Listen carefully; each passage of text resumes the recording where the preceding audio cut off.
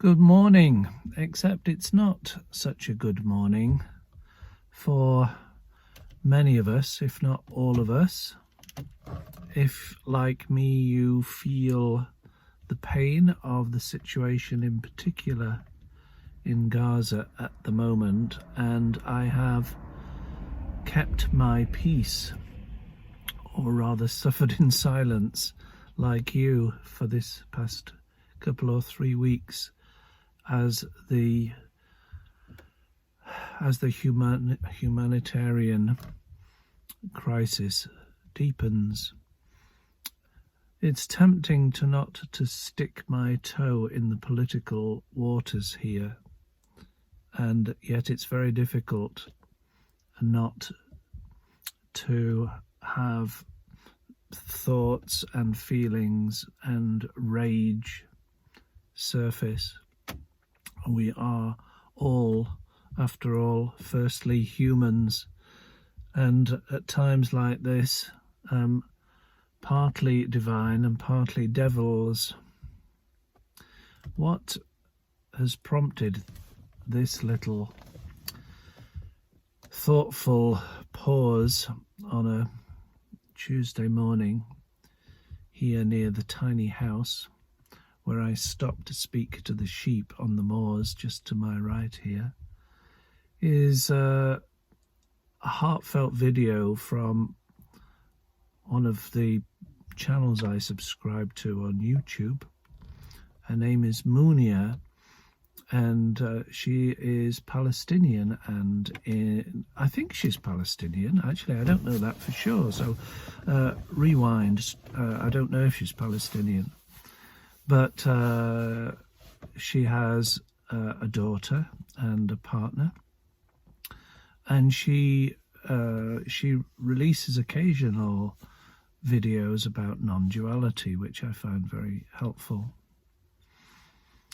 But she has been a thorn in my side overnight because she has confronted the situation that she and the whole of the community in Gaza find themselves in, which is, of course, the death and mutilation, or mutilation as she calls it, of particularly women and children. The death toll stands at over 8,000 now in Gaza. The just or unjust retaliation of the IDF, the Israeli Defense Force, what a malapropism.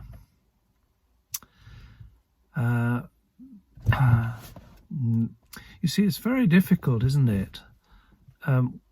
As soon as you open your mouth and start to talk about these things, as humans with our particular views, you cannot help but take a side. Now, this is perfectly understandable. Left, right, Democrat, Republican, Tory, socialist. But God help us, let's find the commonality, not the differences.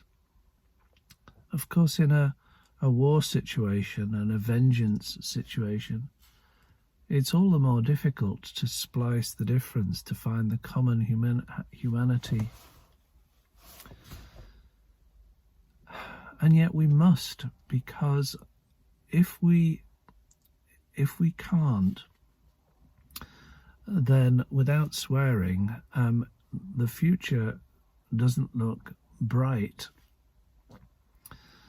And it's not just this situation in Gaza I'm referring to, or Ukraine, or indeed other flashpoints that I'm not aware of, you're probably not aware of. But it's the inability of human beings not just to get along, but to see ourselves as part of the same family, a common cause, if you like. And with the threat of anthropogenic climate change, we are literally, or we are in the same boat. And if as predicted now, sea levels might rise by up to 5 meters by 2050, with the Antarctic ice sheet melting at the rate. There's an alarming scientific reports out in the past week. A 5 meter rise would destabilize the world for sure, and not least putting millions, tens of millions of city dwellers on the coasts at risk, and therefore migration on a huge scale. Existential risks. Of course, we feel it now, but has it ever been thus? The difference between Gaza, which is one more internecine struggle for nation states to survive, but the difference with the climate agenda is we're all in it together. So what can we do? Well, we send a little bit of money, in my case to an organisation assisting the mothers and children in Palestine. That was my particular tug on my purse strings last week. I don't know if you thought of jumping on a plane to Tel Aviv and going to the front line with a white flag and saying stop. That I have. In fact, rather it reminds me of a situation when I was 11 at my grammar school, before I went to a comprehensive school in Liverpool. In the Latin class, Mr. Gray, I even remember his name, Mr. Gray, with his gown, his black gown. He left the classroom for some reason, and of course it was at all boys school. The class descended into chaos and noise, which doesn't suit me at all. And there, as an 11-year-old, in my short pants, I'll have you know, I stood up, indignant, and went, shh, because I couldn't stand the noise. So I can just imagine on the front line, the Gaza Strip, with the Israeli Defense Force ahead of me, waving my white flag and saying, "Oh, stop it." But of course, there's the other side as well. I might as well turn around and say, "Stop it" to Hamas. So these things, tragically, seems to be part and parcel of the human condition. Who made up countries anyway? Who made up national anthems? Who built empires? We're all guilty. Oh dear. Of course I shout for the English cricket team, which is making a complete mess of it in the World Cup in India at the moment. Even Afghanistan, a very good team. I think they're 5th in the table. Afghanistan, extraordinary, and bring it on. But you can enjoy the rivalry on the cricket field, and you can enjoy the rivalry between the fans. It's all part of it. I've spent most of my adult life in Sheffield, and there are 2 teams in Sheffield. Sheffield Wednesday, called the Owls, and Sheffield United, called the Blades. And of course, they're almost deadly rivals. It's a very strong rivalry. They call each other pigs, which I don't like. I don't like the use of terminology. I mean, what's wrong with pigs? After all, it's a very derogatory term. They're very intelligent animals. My ex-wife likes to tell a joke about me, which I don't mind at all. That somebody, a friend of ours, said that I'm not fit to sleep with pigs, and she disagreed. Oh dear. Where is this going? Where is Gaza going? Where is climate change going? Well, of course, we all share, I think, a sense of helplessness. This has really unsettled and disturbed me, oh poor me, this past couple of weeks especially. Dogs sitting in Bradwell and previously cats sitting in Exmouth, reflecting on these things. And yet we all have to find a psychological mechanism to survive, otherwise we go crazy or become a shooter ourselves. Let me make it personal. How do I adapt or cope or carry on even? Well,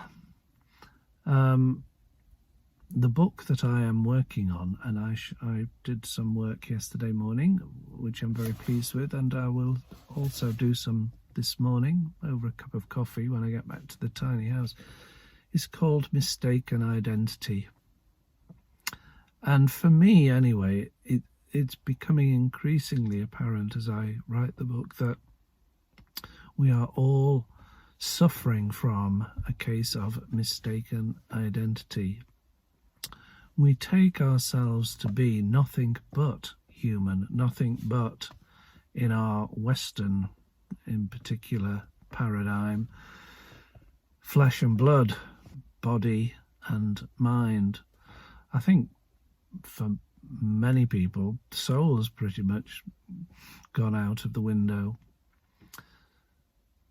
Why is it mistaken? Because you are not just your body, you are not just your thoughts, which becomes apparent when you observe these things.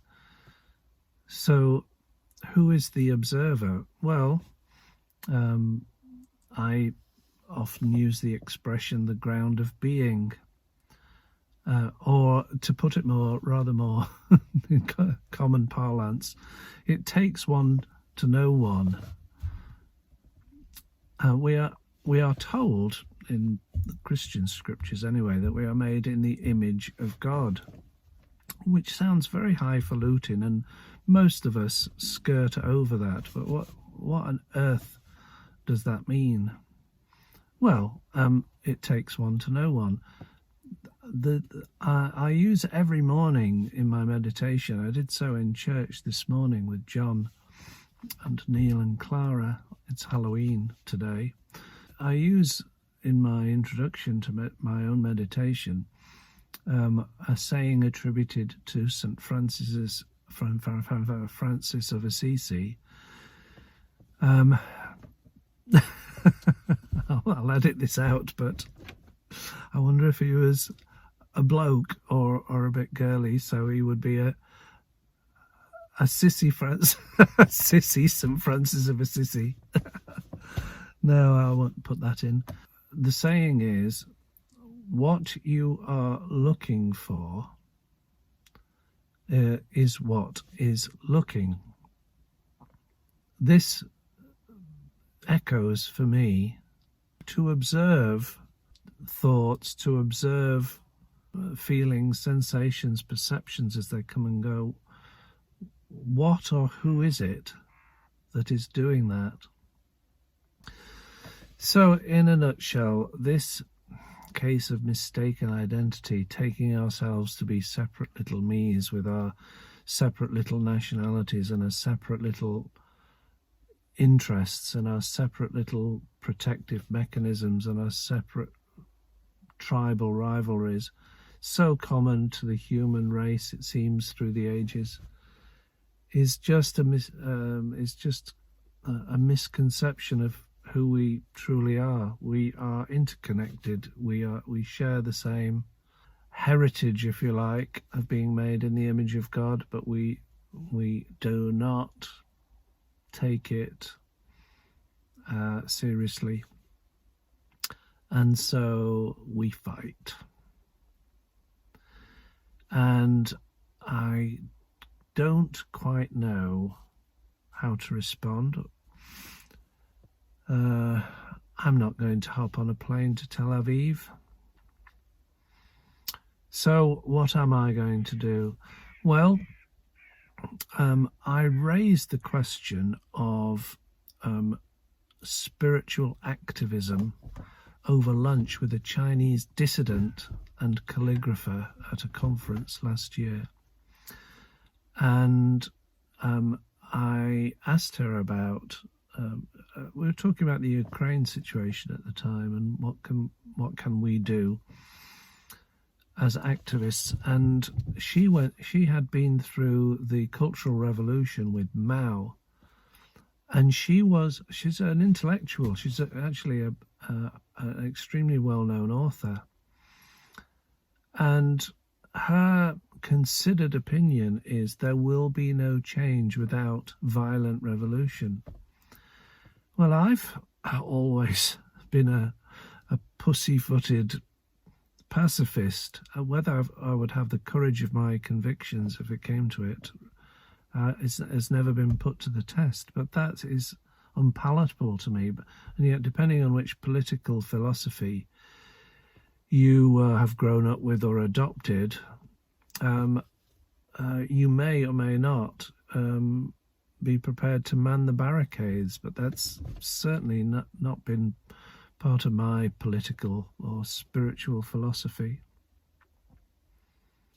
So I was asking my Chinese author calligrapher friend over lunch what I could do to not save the planet exactly, but to live with integrity when the world is perhaps falling around about my ears. And you know what she said? I told her I was living in a tiny house and I was writing this book, which was in progress then as well. It's been in progress for 2 years now. She said, "Tend your garden." And I was taken aback because it seemed so passive. But honestly, friends, this is my only contribution to peace in Gaza or Ukraine or the world, is to tend my garden, which I take to mean do the work that I feel I am called to do, which is to make videos with Mr. John with the beard, which brings huge